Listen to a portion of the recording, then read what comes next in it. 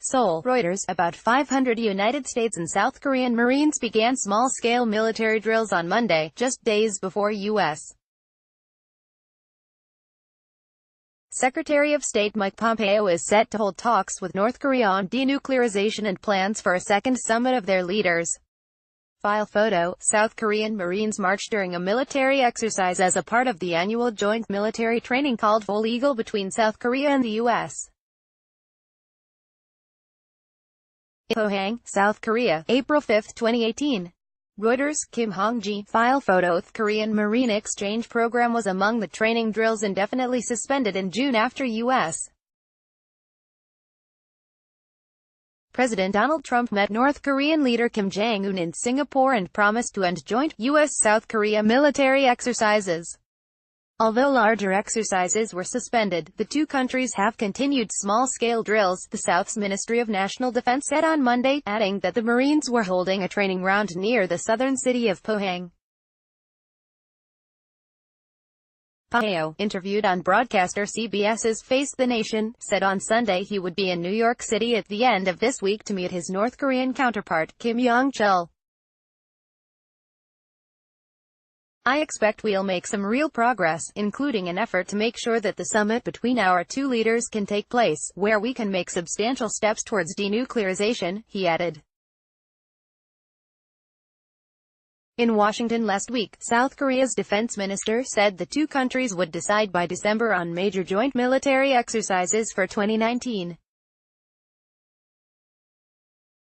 Vigilant Ace, suspended this month, is one of several such exercises halted to encourage dialogue with Pyongyang, which has criticized joint U.S.-South Korea exercises in the past. The biggest combat readiness wargame ever staged in and around Japan has gone ahead, however, with nuclear-powered aircraft carrier USS Ronald Reagan joining Japanese destroyers and a Canadian warship in the ocean off Japan, another key player in the effort to pressure North Korea.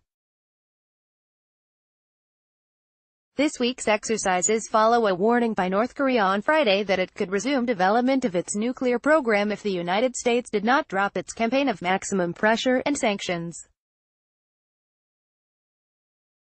The improvement of relations and sanctions are incompatible, a foreign ministry official said in a statement released through state-run KCNA news agency. The U.S. thinks that its oft-repeated sanctions and pressure lead to denuclearization. "We cannot help laughing at such a foolish idea." South Korea hopes the North and the United States will make big progress during the talks set for this week, presidential spokesman Kim Kyom said on Monday, but declined to comment on the North's Friday statement. North Korea has not tested a ballistic missile or nuclear weapon for nearly a year, and has said it has shuttered its main nuclear test site with plans to dismantle several more facilities. In recent weeks, North Korea has pressed harder for what it sees as reciprocal concessions by the United States and other countries. As shown, the U.S. is totally to blame for all the problems on the Korean peninsula, including the nuclear issue, and therefore, the very one that caused all those must untie the knot it made, it said on Friday.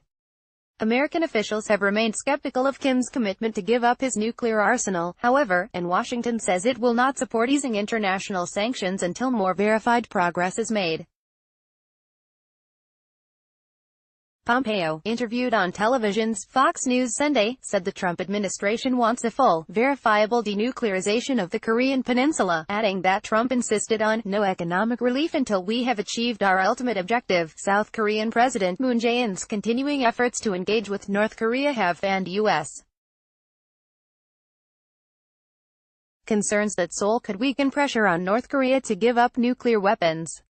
Reporting by Josh Smith and Joyce Lee. Additional reporting by Richard Cowan in Washington and Seo Young Kim in Seoul. Editing by Catherine Evans and Lisa Shoemaker.